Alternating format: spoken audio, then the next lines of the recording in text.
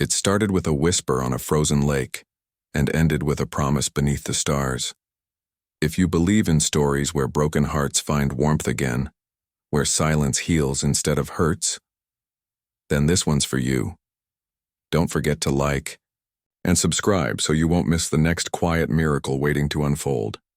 The cold had a voice that night, low, steady, and almost reverent. It crept through the trees like a hymn, brushed across the frozen lake, and settled around the small, weather-beaten cabin where Noah Carter lived alone. He was on his way back from town, the old truck humming like a tired dog beneath him. The roads were nearly empty, carved lines in a world made of ice and silence.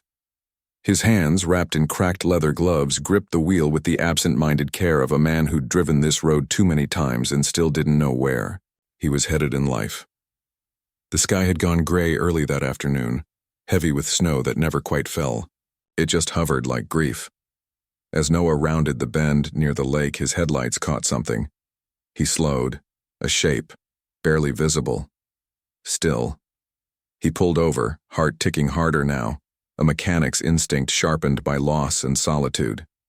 Stepping out, the cold slapped him across the face like memory. He squinted into the dusk.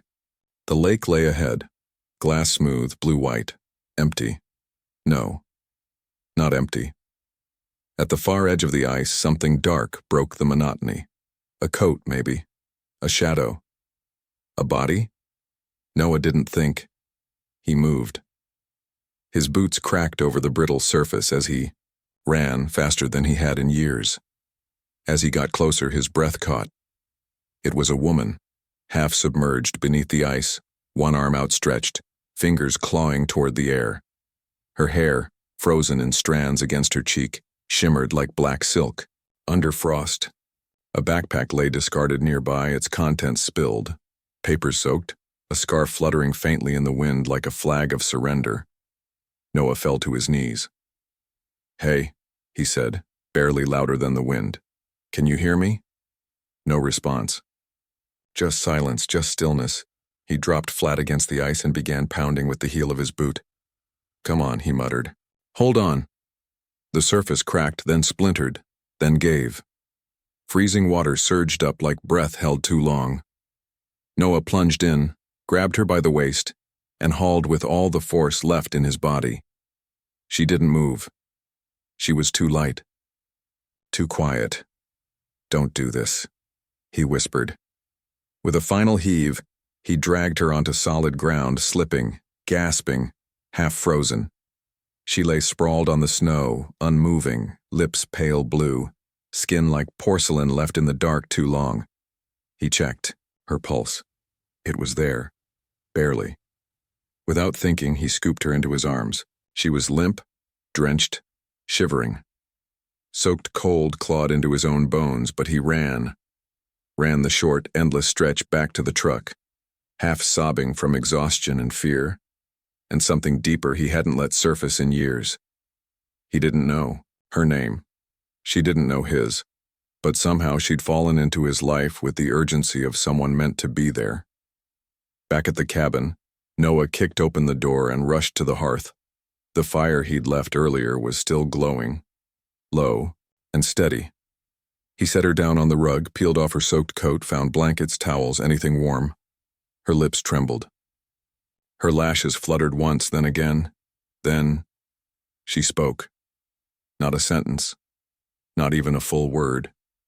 Just a whisper, broken and fragile, barely formed.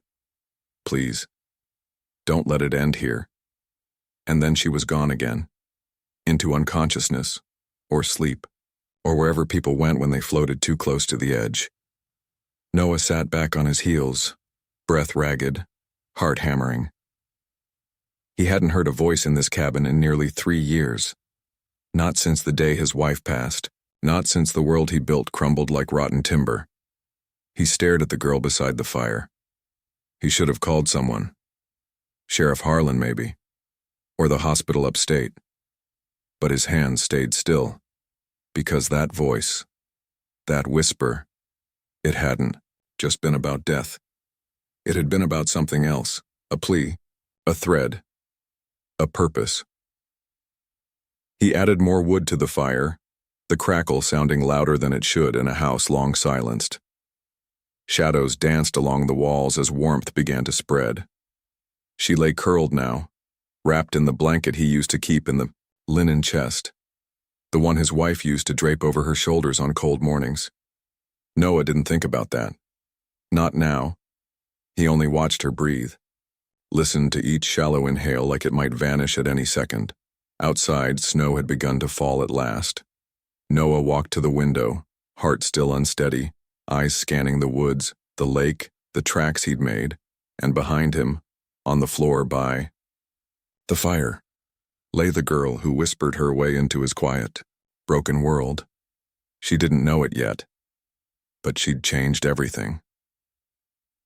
Noah sat in the worn armchair beside the fireplace, one hand wrapped around a chipped mug of coffee, the other resting uselessly on his knee. The girl hadn't stirred in hours. Outside, the world had vanished into snowfall, thick and silent like someone had pulled a curtain across the sky. The lake, the trees, the road, they were all gone now, erased beneath a hush of white.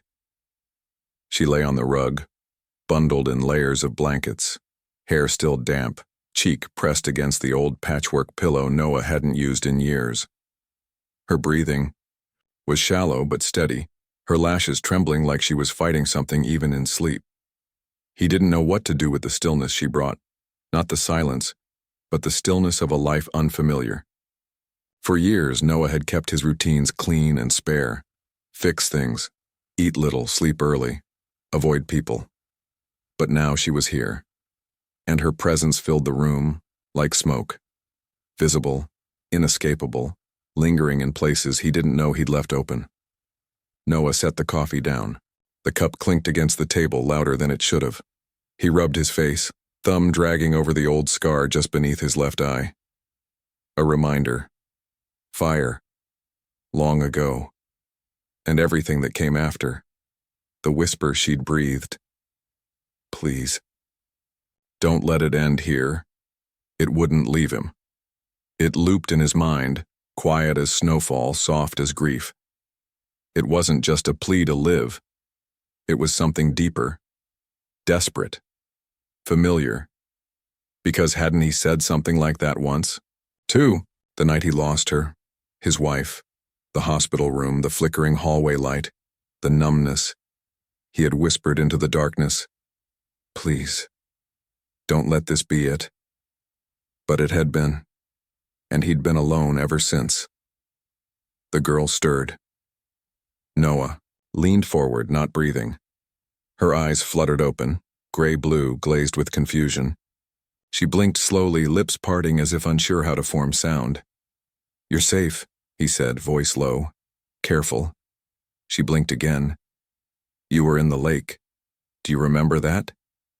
Her gaze wandered the room, the firelight, the blankets, the wooden ceiling with its old beams, then back to him. Her voice cracked, paper thin. Where? My cabin, Noah said. Outside Ashbridge. You're about 6 miles from town. I don't know, she began, then stopped. I don't know where that is. Noah tilted his head. Do you remember your name? A long pause. She blinked, swallowed. Her brows pulled together like she was trying to force something forward from behind a locked door. I don't, she whispered. Noah felt something settle in his chest, something heavy and cold. It's okay, he said gently. You've been through a shock, maybe more than that. I was in the lake, she said slowly, as if saying it might make it real. I was under. You nearly didn't make it, he replied, but you did. She turned toward the fire, her face pale and unreadable. Why'd you help me? He sat back in the chair. I don't know, he said truthfully. I just did. They sat in silence for a while, the fire crackling like a soft breath between them. You said something, he added after a moment, when I was carrying you in. She looked at him, eyes narrowed in confusion. You whispered, don't let it end here. The girl stilled.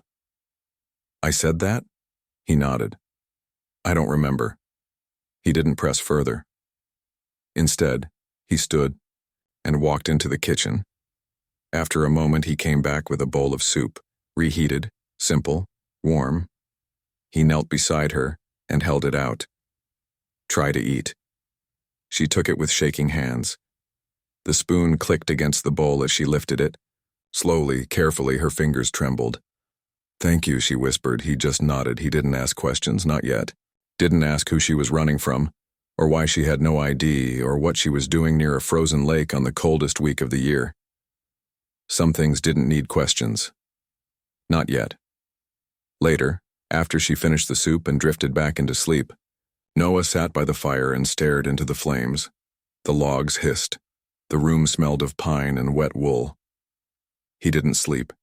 Instead, he watched her breathe, watched the shadows shift along the curve of her shoulder beneath the blanket, and for the first time in a long while, he wondered if maybe this strange, terrifying interruption wasn't an accident. Maybe she was here for a reason, or maybe, God help him, he was. Outside, the storm deepened, but inside, the fire stayed lit. And for one long, quiet night, the cabin wasn't empty anymore. The sun never quite rose the next morning. It just shifted the gray, from pitch to pearl, and brought with it the muffled sounds of winter. Wind brushing against the cabin walls, trees creaking under the weight of snow, and the occasional crack of ice settling on the lake. Noah stood at the kitchen counter, slicing bread that had gone tough overnight. He wasn't a cook, not really, but he could heat things, fix things, and in the quiet of morning, the familiar motions of boiling water and buttering toast kept his hands steady. The girl, still without a name, was awake but silent. She sat at the small table by the window, wrapped in a flannel shirt that dwarfed her frame. Her gaze drifted to the trees, unfocused, as if trying to remember something she couldn't name. Noah cleared his throat gently as he set a mug of tea in front of her. It's nothing fancy. Chamomile and hot water, I don't keep much else. She reached for the mug with both hands like it might slip from her if she didn't anchor it. It's perfect, she murmured. They ate in near silence. Every sound seemed louder in the cabin. The scrape of the butter knife, the distant groan of the wind, the tick of the old wall clock that hadn't told the right time in years. But there was no tension in the quiet. Only caution. Like two people, sharing space on either side of a cracked floorboard, afraid to step wrong. After breakfast, Noah stoked the fire again. The logs flared softly, casting amber light across the worn floorboards. He sat on the edge of the hearth, elbows on knees, watching the flames like they might offer an answer to everything he didn't know how to ask. Behind him, she moved carefully.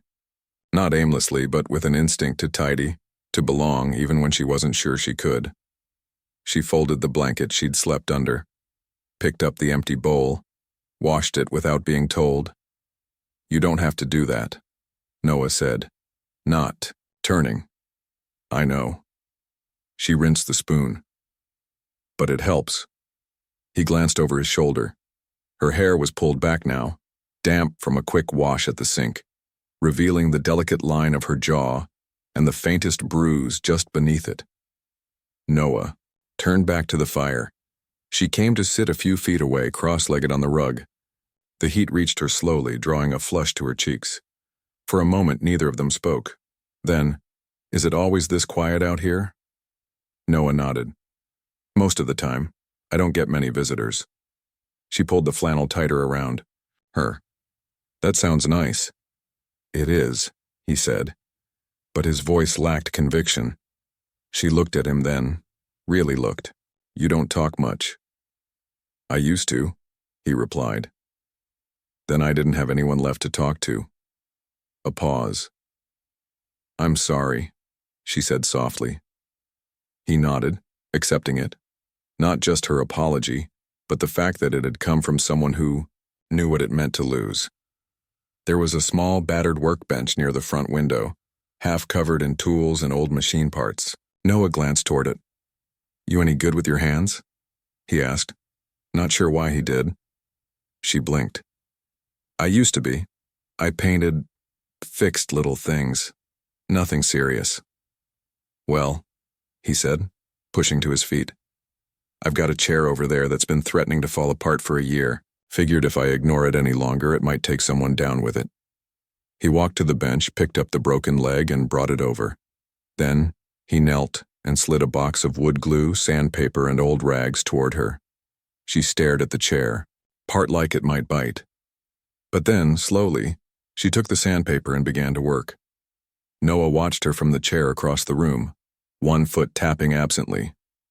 Her movements were hesitant at first, then more certain, like her fingers remembered even if her mind didn't. She didn't say much, but she didn't look lost anymore. There was something about watching a stranger mend a broken thing in his home that made Noah's chest ache. When she finished smoothing the wood, he joined her in fitting the pieces together. Their fingers brushed once, and she flinched, not in fear, but like someone unused to being touched gently. They worked in quiet rhythm, glue drying in the warmth of the fire, and Noah thought, not for the first time, how strange it was that this girl, whose name he still didn't know, felt more real in his home than anything had in years.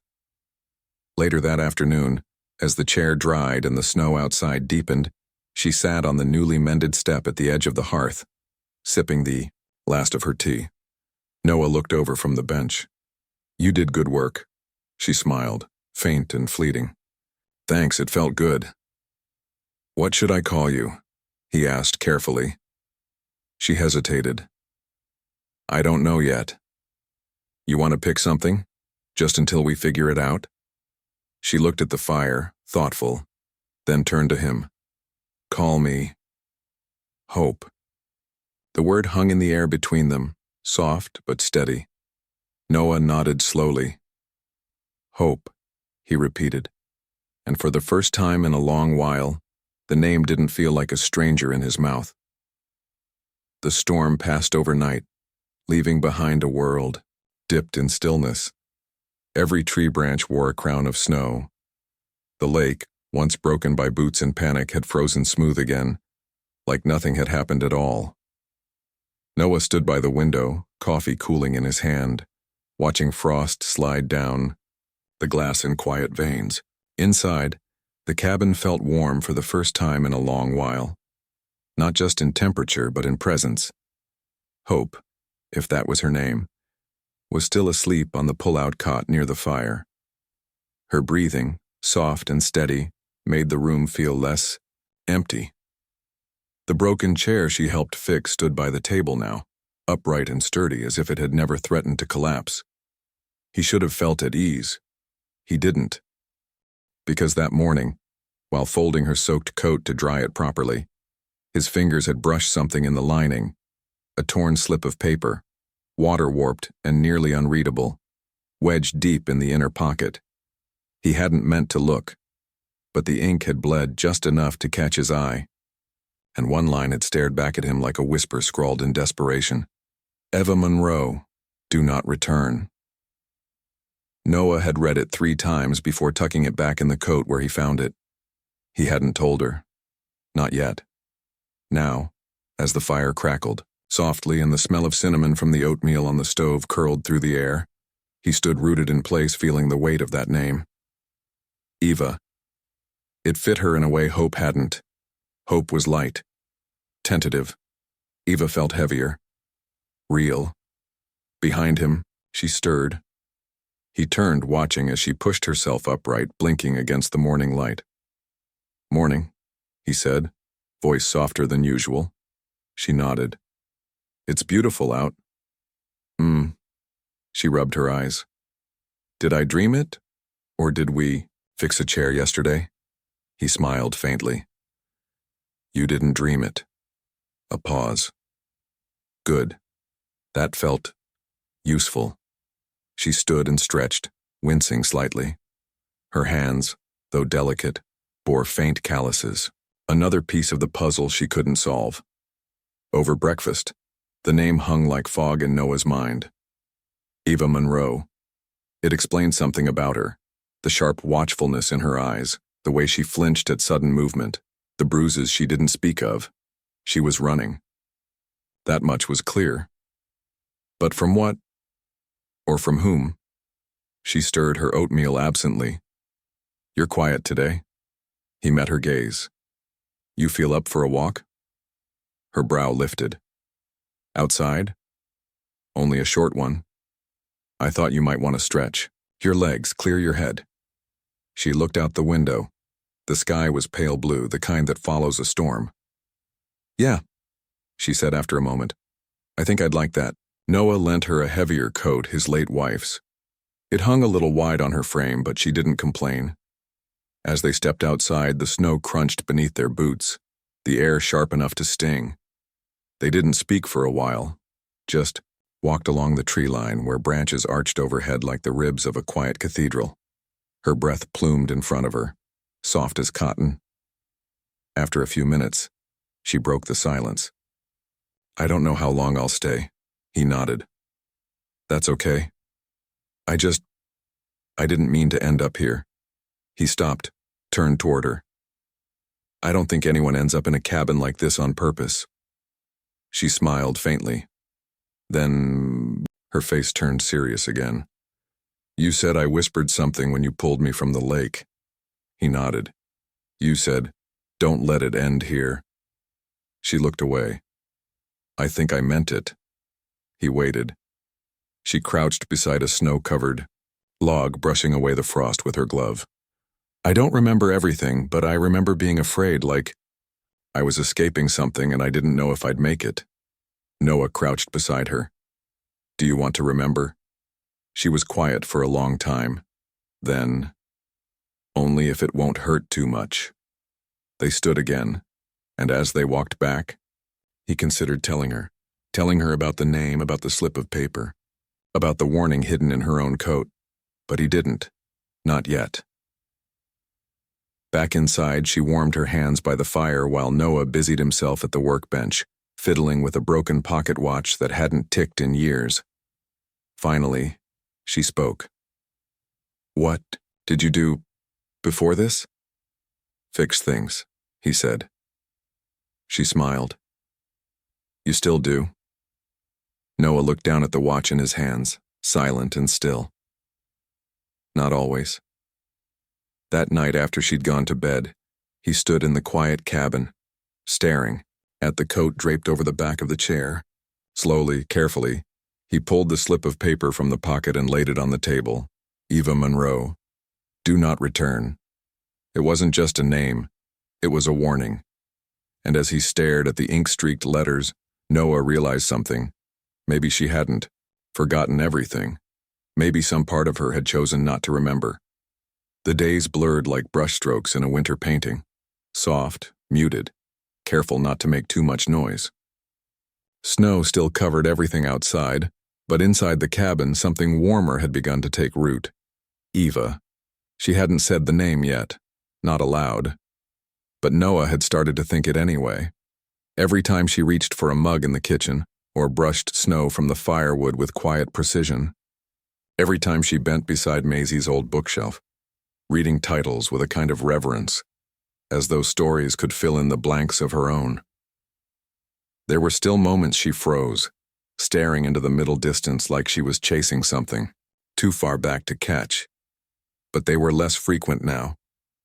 Her eyes had softened. Her steps too. One afternoon, as the snow outside turned to a dull sleet, Noah heard humming from the corner near the hearth. He looked up from the clock he was fixing and saw her wiping the counter, swaying faintly to a tune only she could hear. It startled him, that small sound of life. You're in a good mood, he said. She turned, surprised. Was I humming? You were? She flushed, then shrugged. I think I used to do that. He smiled faintly. I think you still do. They shared a quiet lunch, potato soup and half-stale crackers, and afterward she sat near the fire with an old photo album she'd found tucked in the drawer below the bench. Maisie at age 6, missing teeth. A young Noah before the lines, and his face settled into grief. She paused on one page. Your wife? He looked over her shoulder. A picture of Ellen in the garden, apron smudged, sunlight in her eyes. Yeah. She was beautiful. She was kind, Noah said, his voice low. That's harder. She looked down. Do you ever stop missing someone? No, he said. But sometimes the missing softens, like the edge of a scar.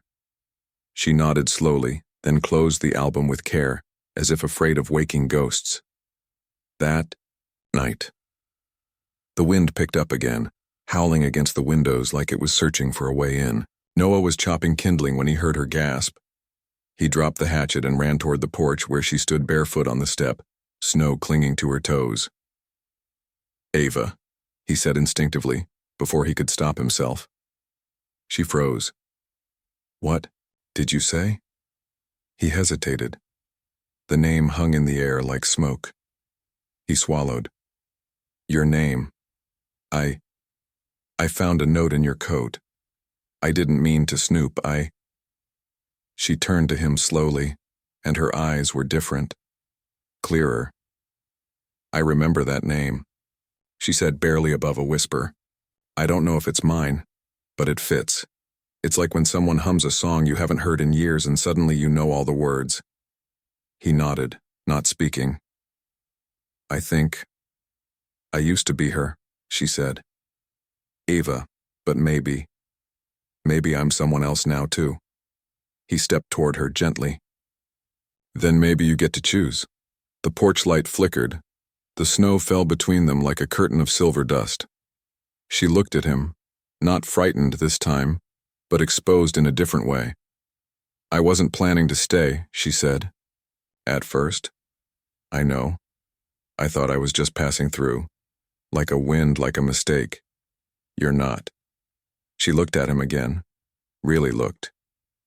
I think I want to try being her again. But slowly. Noah nodded. Slow is the only pace that matters. That night, after she changed into dry socks and curled up with a book near the fire, Noah sat at the table with his tools scattered before him but no project in hand. He watched her, quietly. The way her shoulders relaxed. The way her lips moved when she read silently.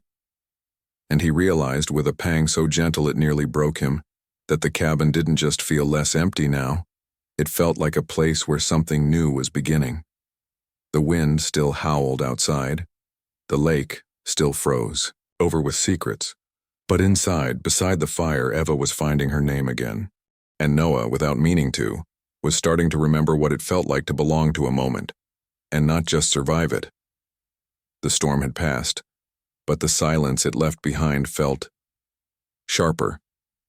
Noah felt it first in his chest, a tension he couldn't name. Something in the way the birds didn't return to the trees that morning, the way the dog 2 cabins down barked once, short, then nothing more. Eva was folding laundry near the stove, humming a melody that had returned to her in bits and pieces. She moved like someone slowly remembering how to live. Then came the sound. Not the wind, not the creak of settling wood, but tires, crunching over ice. Noah looked up from the kettle, his shoulders going stiff, his breath caught. There hadn't been a car up that road in 2 weeks.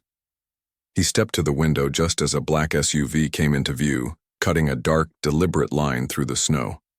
The engine idled too long before the door opened. A man stepped out, tall, expensive coat, gloves he didn't need. His posture screamed ownership. Noah turned. Ava, she looked up, a shirt still in her hands. He didn't say anything more. He didn't have to. She walked slowly to the window, and when her eyes met the figure outside, her face drained of color. The shirt slipped from her fingers. No, she breathed. Who is he?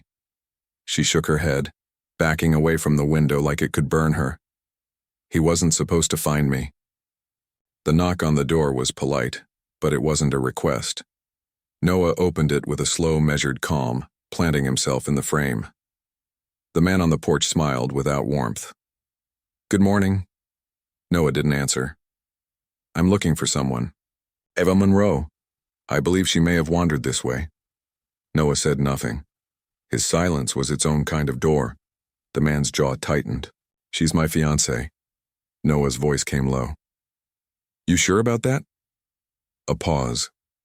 Then the man shifted tactics, softening his tone. Look, she's not well. She needs care, structure. She left without saying a word. I've been worried. Sick. From behind him, Eva stepped into view. Noah felt it before he turned, the trembling in her breath, the tightening in the air. Hello, Michael, she said. The man, Michael, smiled, this time with real teeth. There you are. Noah watched the exchange like someone studying a wire for signs of fray. Eva didn't move. Why are you here? Michael stepped forward. Because I care about you, and because you don't get to vanish, Eva. You're not built for survival. Out here, let's go. Now. His voice was smooth, like silk soaked in oil. He reached for her arm. Noah blocked him without thinking. Don't, he said, steady. Michael turned to him, incredulous. I don't know who you think you are. She's not going with you. Michael's face darkened. That's not your call. Eva's voice rose, not loud but clear. It's mine, and I'm staying. The wind picked up, whistling through the trees like it was listening. Michael looked between them, eyes narrowing. You think this place is safety? Some drafty cabin and a broken man? Noah didn't flinch. Better than a cage with gold trim. Michael stepped closer, fists tight. You'll regret this. Eva spoke again, voice firm despite the tremor in her fingers. No, I regret not leaving sooner. Michael stared at her for a long moment, calculating, cold. Then he turned to Noah, spat something under his breath, and walked away without another word. They watched him go until the SUV disappeared down the hill, swallowed by trees. Noah closed the door. For a moment, neither of them moved. Then Eva collapsed, into the nearest chair, hands pressed to her face. Noah crouched beside her, not touching, just close. I'm sorry, she whispered. You don't have to be. I didn't mean to bring trouble. You didn't. He brought himself. She looked at him then, eyes glassy. You stopped him. He nodded. Of course I did. I thought, her voice cracked. I thought I'd have to do it alone. You're not alone, he said simply. She reached for his hand, hesitated, then took it. Her fingers were cold, but the grip was steady. That night the fire burned longer than usual. Noah sat by the hearth, polishing a dented compass he hadn't touched in years. Eva sat nearby, writing in a small notebook she'd found tucked in an old drawer. She didn't tell him what she was writing, and he didn't ask. But when she glanced up, her eyes were steadier. And when Noah finally climbed into bed, he realized the silence in the cabin had changed. It wasn't empty anymore, it was shared. The lake had frozen smoother than ever. It looked harmless now, serene even. The kind of beauty that fooled people into forgetting how easily ice could lie. Noah hadn't slept much since Michael's visit. He kept watch without meaning to, listening for tires, for footsteps, for the familiar engine of a black SUV that never returned. But the threat had sunk into his bones, like winter into old wood. And Eva, she'd stopped humming. That morning, she'd been quiet, not in fear, but in thought. The kind of stillness that came before a decision. Noah knew that look. He wore it every year around the same time when grief tugged him back to memories that didn't ask permission to reappear. I need air, she said. Noah looked up from the kettle. I'll come with you. She shook her head, offering a faint smile. Just a few minutes, I'll stay close.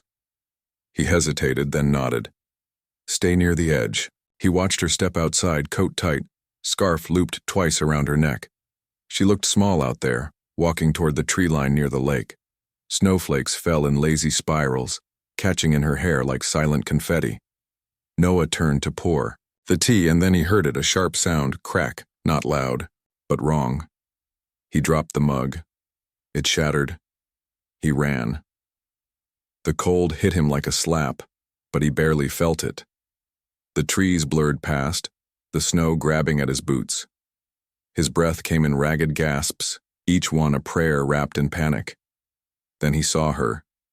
The ice had splintered beneath her feet, too thin where the shoreline curved, where a stream fed beneath the surface, making everything unpredictable. She was half submerged, arms flailing, hands scrambling for purchase on the slick surface, her face contorted, not from pain but fear, old fear, familiar fear. Ava! He was on the ice before he thought it through. He dropped low, spreading, his weight crawling forward like he had that night weeks ago, only this time it was worse. This time she knew, and so did he. Her fingers slipped again, went under, reappeared. He reached. "Take my hand." Their fingers missed. He inched closer. The ice groaned beneath him, a warning whispered in the bones of the lake. "Please," she gasped, voice shaking. "I can't." "You can," he said fiercely. "I've got you." And then, contact, her hand in his.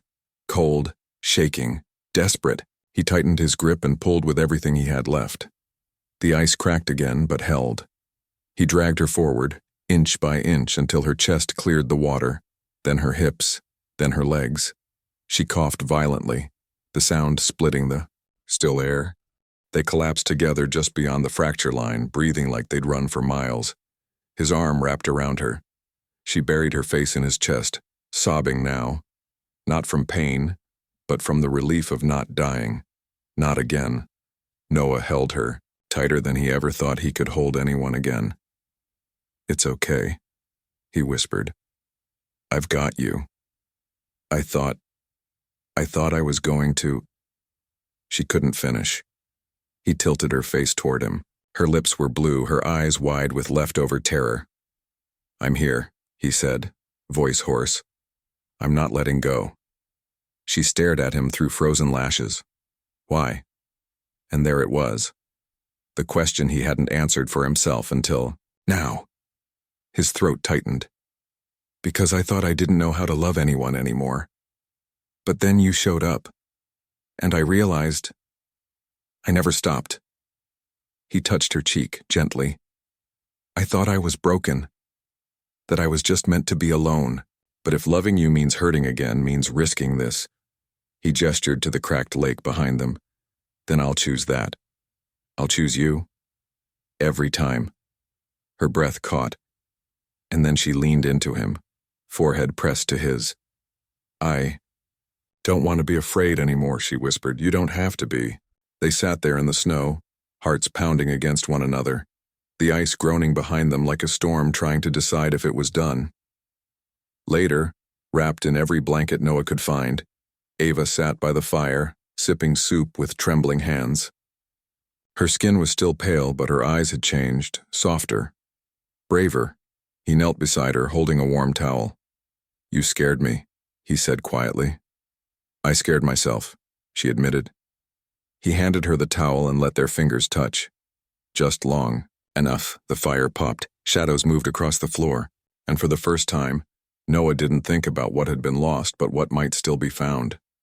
Because the ice had broken again, but this time, it hadn't taken her. It had given her back. It started with the smell. Not wood smoke. The good kind. The kind that lingered in Noah's flannel shirts and made mornings feel like home. No, this was sharp, acidic, the unmistakable bite of something unnatural. Noah was in the woodshed, splitting logs, when the wind shifted. His body knew. Before his mind caught up, he turned. The cabin, smoke billowed from the back corner, dark, angry, fast.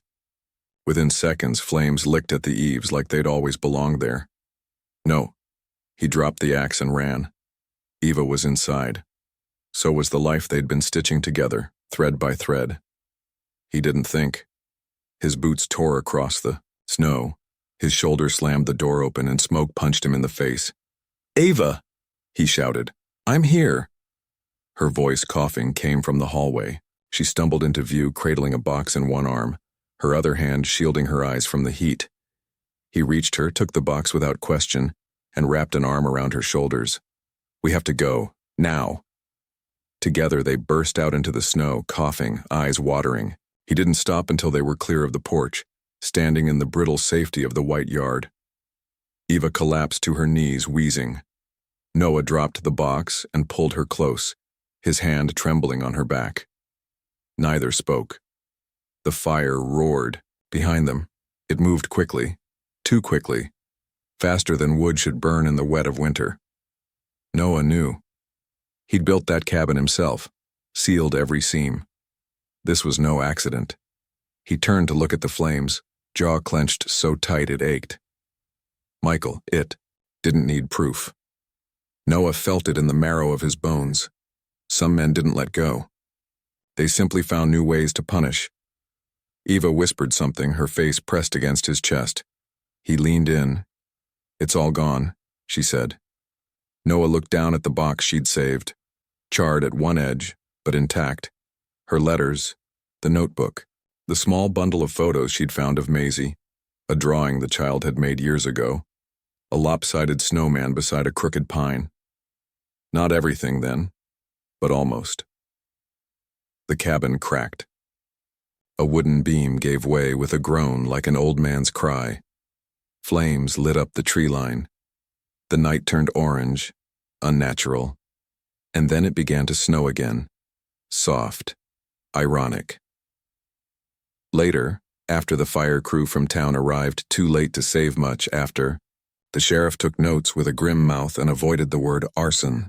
After a neighbor brought them tea in enamel cups that rattled against trembling fingers, they sat in the back of a borrowed truck bed, wrapped in a shared blanket, silent. The cabin was black bones now, char and memory. Eva leaned her head on his shoulder. "I should have left sooner." "You left him," Noah said. "That's what matters. But I brought all of this to you." He looked at the wreckage, the ghost of his home. "No," he said. "You brought something back." She turned to him, confused. "I didn't know how to feel anything anymore," he continued. Before you whispered that I shouldn't let it end." He swallowed. "And I didn't." She blinked against new tears. I thought this cabin was my story," he said. "That it ended here. But maybe it's just where it changed." She reached for his hand. He let her take it. They didn't sleep that night. They sat in the borrowed guest room of the baker's house, sipping lukewarm tea, watching the snow fall again like it hadn't already taken everything. And in the morning, when the smoke had cooled and the ash settled like gray snow, they returned. There was almost nothing left. But in the garden behind the cabin, what used to be the garden, stood a small green sprout. A single stem pushing through frost and soot, the sapling Eva had planted 2 weeks earlier, the one she forgot to name. It had survived. Noah dropped to one knee beside it, touched the stem with his fingers, reverent. Eva knelt too. She was crying now, but it wasn't grief. Not just grief. It stayed, she whispered. He nodded. "So, will I?" he said softly. "If you let me." She looked at him, eyes red, cheeks smudged with ash. Then she nodded too. They stood together beside the promise the fire couldn't take. Because some things burn, and some things stay. The morning after the fire smelled like wet ash and pine. Noah stood at the edge of what used to be his home. Boots, sunk in soot-covered snow, hands curled into fists inside his coat pockets. The cabin had collapsed inward like an old man kneeling from grief. Smoke still curled from the beams, but the fire was gone. What remained was silence, and the sapling. It stood behind the wreckage, fragile and defiant, its stem curved slightly from heat, but alive. Eva walked up beside him, tucking her scarf tighter against her throat. Neither spoke. The silence between them no longer held fear. Just weight. Shared weight. A crunch of tires and snow made them turn. The first to arrive was Sheriff Weller, in his old Ford. He stepped out slowly, taking off his hat, his eyes scanning the ruin with quiet understanding. "You two okay?" he asked. Noah nodded. "We are." "Good," Weller said, "'cause I brought help." By noon, 3 trucks lined the edge of the property, Tobias from down the hill, Marcy, the bakery owner, with a box of day-old bread and a hammer in her apron, old man Thibault, the retired carpenter, who hadn't built anything in years, but said today he could start again. People came without fanfare. They brought gloves, nails, plywood, hand-me-down blankets, soup in mason jars. No one asked what happened. They didn't have to. It was a town that had known loss, barns burned, children gone too young, winters that took more than they gave. And every time someone showed up with a thermos and a shovel. That was just how things were done. Noah stood, frozen at first, watching them unload wood and clear the charred path like they'd been waiting for this call. He wasn't used to being on the receiving end. For so long he'd lived quietly, respectfully separate. But now hands passed boards to each other. Voices murmured measurements. Someone handed Noah a saw, and when he hesitated, Tobias nudged him gently. "Cut this one," the man said. "Like the old days." Noah smiled, surprised to find his fingers remembering. Ava worked alongside them, sweeping the porch that barely remained, sorting through what could be salvaged. She wore borrowed boots and an old coat, but she moved like someone rebuilding from inside out. Late in the afternoon, someone called out from behind the remains of the kitchen wall. "Noah!" He turned. Marcy stood there holding something in both hands, a singed but intact piece of furniture, the table, the one he and Eva had repaired together. Scorched along one side, legs blackened, but still standing. He stepped toward it in disbelief, ran his hand along its battered edge. The burn scars hadn't reached the center. He looked at Eva. She met his eyes. "We can fix it again." He swallowed, nodded. They placed the table on the new porch beams, set like an anchor among the sawdust and snow. Someone tossed him a rag, and without thinking, Noah began to sand it, slow, steady strokes like prayer. By sunset, the framework of a home had begun to emerge. It wasn't much, just skeletal beams and a floor, but it stood where ash had settled the night before. As twilight spilled pink across the sky, Eva knelt beside the sapling. She cupped its leaves with care, then pressed her palm to the earth. "Think it should have a name," she said. Noah stood behind her. "Yeah?" "Stay," she whispered. "That's what you said that night, that you'd stay." He knelt beside her. "Still mean it." She looked at him, tears catching in her lashes. "Then it fits." They planted a small wooden sign beside the tree. A piece of pine bark carved with a single word: "Stay." That night, after everyone left and the work lights dimmed, they stood inside the framework of the new cabin. It didn't have walls yet, or insulation, or windows, but it had beams, a roofline, a promise. Eva stepped into what would be the front room and spun once, arms out. "I can picture it," she said. "A stove here, books on the shelf, a cradle in the corner." Noah smiled. "And maybe," she added, "you with a clock in your lap, pretending not to listen while I read aloud." He chuckled. "That's a very specific vision."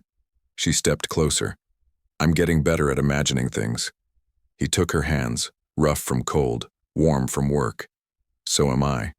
The moon rose full behind the trees, and beneath it, in the skeleton of a house not yet built, a man and a woman who had nearly drowned in silence began again, with calloused hands, borrowed tools, and everything they had left to give.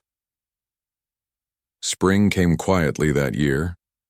No fanfare, no sudden thaw, just a gentler wind, the sound of drip-drip from the cabin's new roof, and the tender push of green through tired earth. Noah stepped out onto the porch with a mug of black coffee, the wood still smelling of fresh pine. His knees ached a little more than usual, a good kind of ache, the kind that came from building something that mattered. The cabin stood proud again. Not perfect, not the same as before, but real, honest. Every beam held fingerprints, stories, help from hands that didn't have to stay, but did.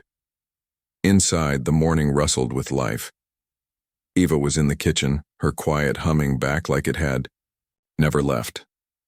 The notebook she once guarded sat open on the windowsill now, filled with pages not just to remember but to live by. Noah watched as she moved, barefoot on the new wood floors, lips curved around a quiet smile. Hope. The name they now used for the little sapling had grown too. Her leaves reached for sunlight, still crooked from the fire but stubbornly alive. They'd placed a bench beside her, carved by Thibault himself. On Sundays, they sat there in silence, not needing to say what the tree already knew. Maisie came, up some weekends now. She and Ava planted lavender near the porch steps. They'd become something like family, though no one said the word aloud. It wasn't necessary. One evening, Ava brought out the box of letters. "The old ones," she said, laying them on the table. "From before I remembered who I was." Noah sat across from her, his hands wrapped around a warm mug. "I think I want to keep them," she said. "Not because I'm her again, but because she fought to get here." He nodded. "She did. And now, I want to write something new." She reached for a blank page, dated it, and wrote slowly. After a while, she looked up. "Want to hear it?" He nodded. She read softly, voice catching now and then, but steady. "Dear Hope, 1 year ago I almost died beneath the ice. But someone pulled me out, not just from the lake, but from a silence I thought I'd drown in. He didn't owe me anything, he gave anyway, and when everything burned, he stayed. We built something from the ashes, not because it was easy, but because it was real. If you ever wonder where home is, Hope, it's where someone makes room for you, where someone chooses you again and again, even on the days you don't know how to stay, and sometimes the quietest whispers become the loudest promises." She set the paper down. Across the table, Noah's eyes were damp. He reached for her, hand calloused and warm. "You're not just writing for her anymore," he said. "I know," she whispered. "I'm writing for us."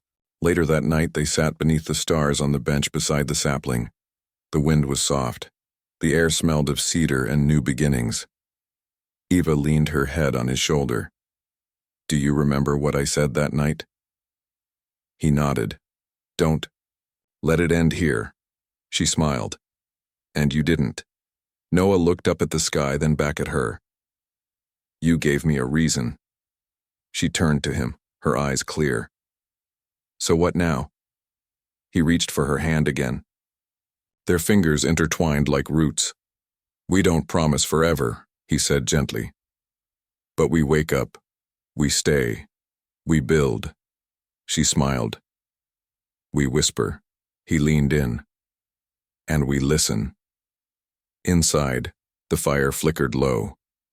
Outside, hope grew slowly, in the dark. And beneath the stars, in the quiet hum of a cabin that had known loss, 2 people whispered something lasting into the night. If this story stirred something quiet in your heart, a memory, a hope, a whisper you thought you'd forgotten, we'd love for you to stay a little longer. Subscribe and join us here, where every story is a small light in the dark, and every ending is just the start of something healing.